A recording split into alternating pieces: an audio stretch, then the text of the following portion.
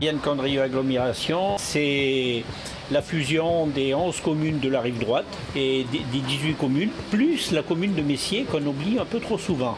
On est 30 communes avec une population de 90 000 habitants. C'était Vienne Agglo qui s'était lancé dans un projet d'économie circulaire qui s'appelle Green Cycle. Notre station d'épuration va produire du gaz qui va être injecté dans un réseau, mais une certaine partie de ce gaz va être réinjectée au sein de l'économie de notre interco, puisqu'elle a l'intention de faire rouler un certain nombre de bus et de bennes à ordures ménagères sur le territoire du pays viennois.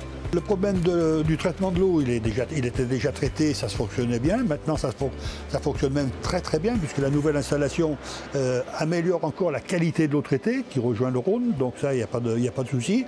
Et donc, au niveau réalimentation en biogaz et d'utilisation de ce biogaz, tout à l'heure, on a évoqué la réutilisation qui se ferait au niveau donc, des bus et des bennes à ordures ménagères. Là, on va pouvoir donc finir la boucle complètement. Donc, depuis le moment où l'eau usée part de l'usager, elle est traitée, on traite bien l'eau repart dans le milieu naturel, là c'est fini. Les boues sont donc traitées et on produit du biogaz, lequel biogaz va pouvoir faire fonctionner des installations, notamment des cars et des bennes à ordures ménagères, et la boucle est bouclée.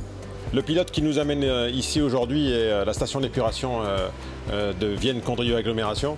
Ce pilote a été recensé dans le projet Green Cycle comme étant un des phares de notre système d'économie circulaire dans lequel on est rentré. L'idée aujourd'hui, c'est de mailler le territoire avec un projet administratif et une méthanisation issus des bouts de stations d'épuration et de faire en sorte que les projets de méthanisation agricole, avec toujours cette optique d'économie circulaire, d'utiliser des déchets du monde agricole pour en fabriquer de l'énergie et de la mobilité GNV, eh bien, soient alimentés par le pilote de la collectivité.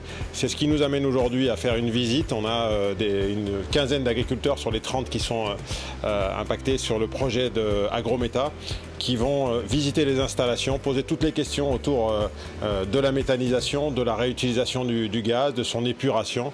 Et on est ravis d'accueillir aujourd'hui nos partenaires agricoles pour cet échange autour du projet d'économie circulaire Green Cycle. Les objectifs attendus et les résultats attendus de ce projet-là sont de dupliquer des opérations de production d'énergie renouvelable pour atteindre nos objectifs de neutralité énergétique à horizon 2050, c'est-à-dire baisser nos consommations de 50% et produire autant d'énergie localement qu'on en consomme. Aujourd'hui, les résultats commencent à tomber puisque nous achetons notre première benne à ordures ménagères en 2018 qui va rouler avec du gaz produit par cette installation. Demain, et je l'espère le plus tôt possible, le projet Agrometa produira à peu près 10 fois plus de gaz que la station d'épuration et les projets sont déjà dans les tuyaux par les agriculteurs pour créer leur propre station d'approvisionnement GNV sur le territoire.